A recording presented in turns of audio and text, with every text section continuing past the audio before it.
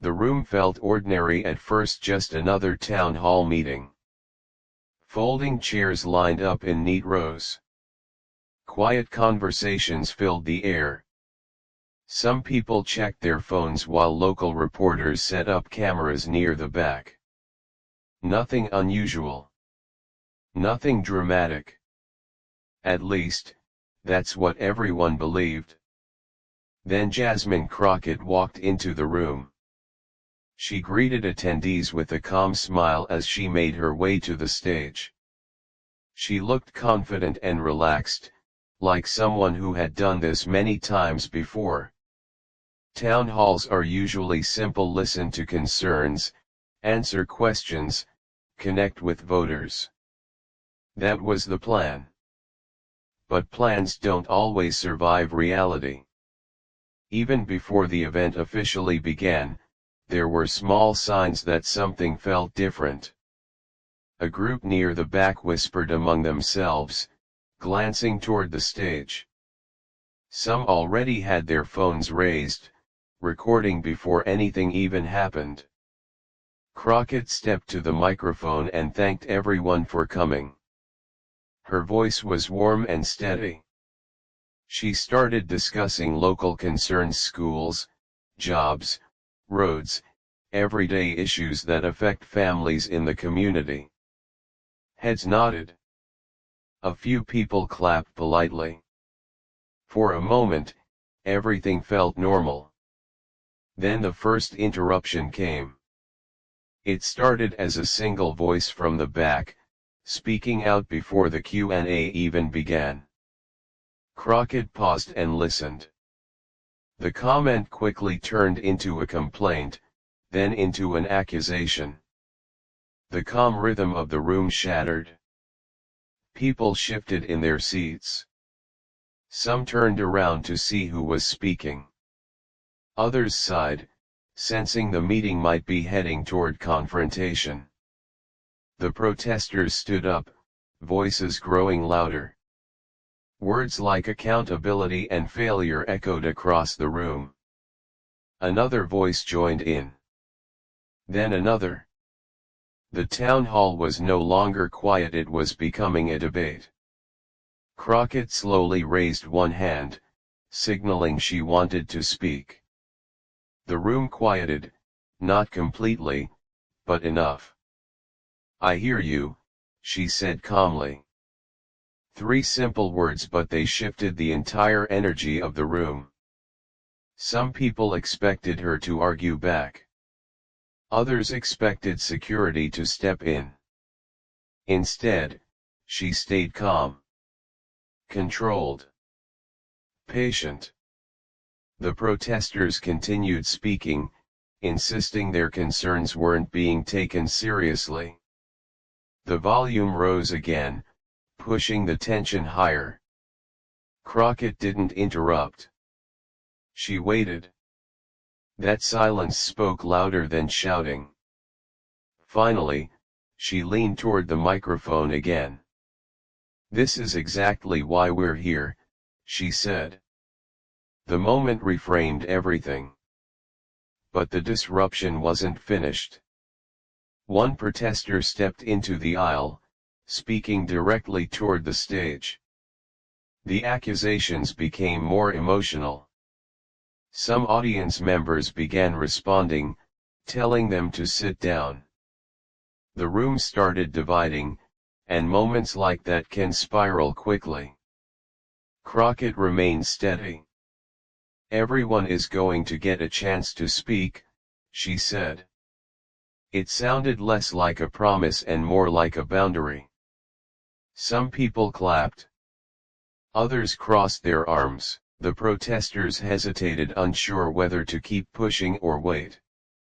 And that hesitation shifted control back to the stage. Still, the tension stayed heavy in the air. One protester accused Crockett of only representing voters who agreed with her. Crockett nodded slowly, showing she was listening. "You showed up," she replied. "That matters." The response surprised people. It wasn't defensive. It sounded genuine. The room fell silent for a moment.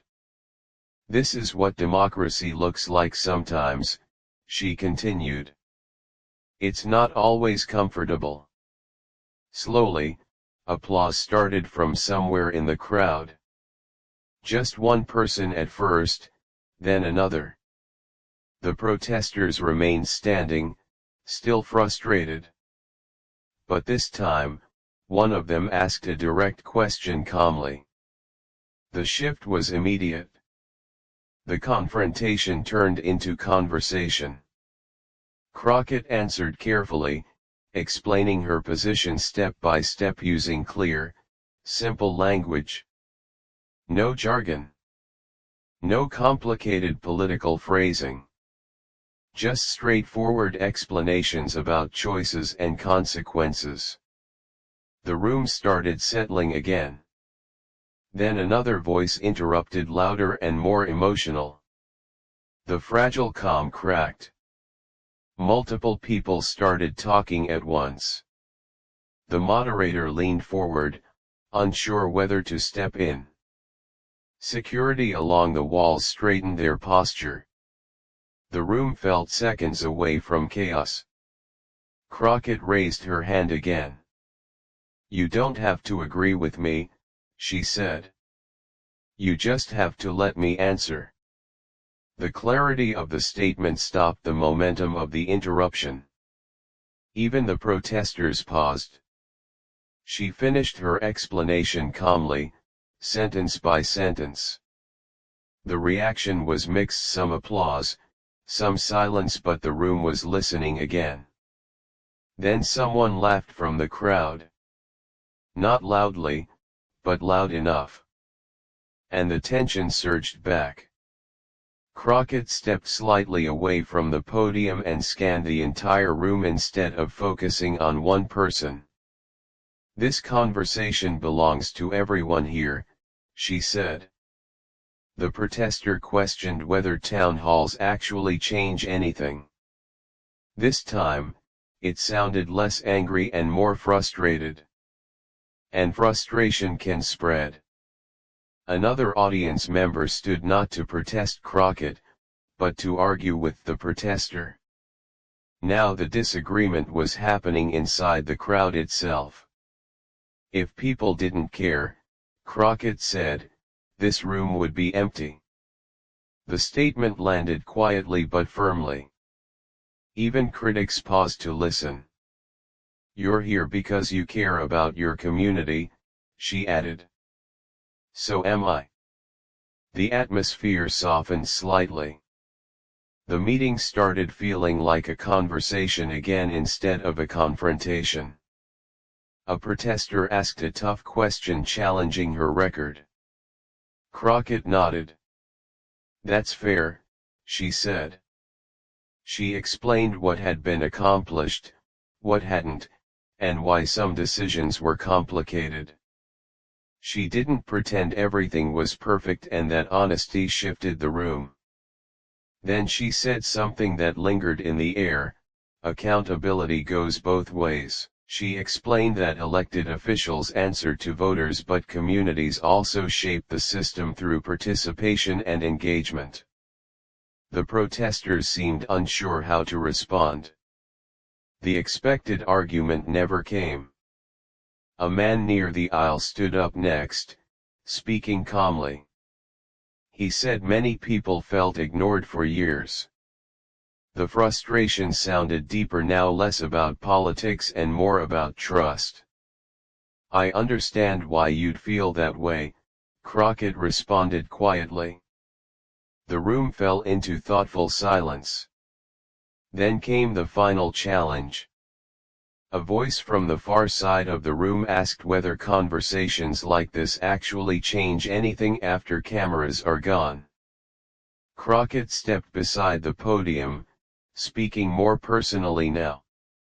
"You're right to ask that," she said.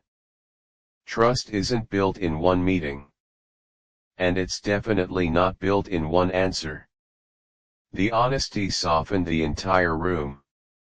She talked about showing up repeatedly, listening even when criticism is uncomfortable, and why town halls exist not to eliminate disagreement, but to make sure disagreements happen face to face instead of through rumors.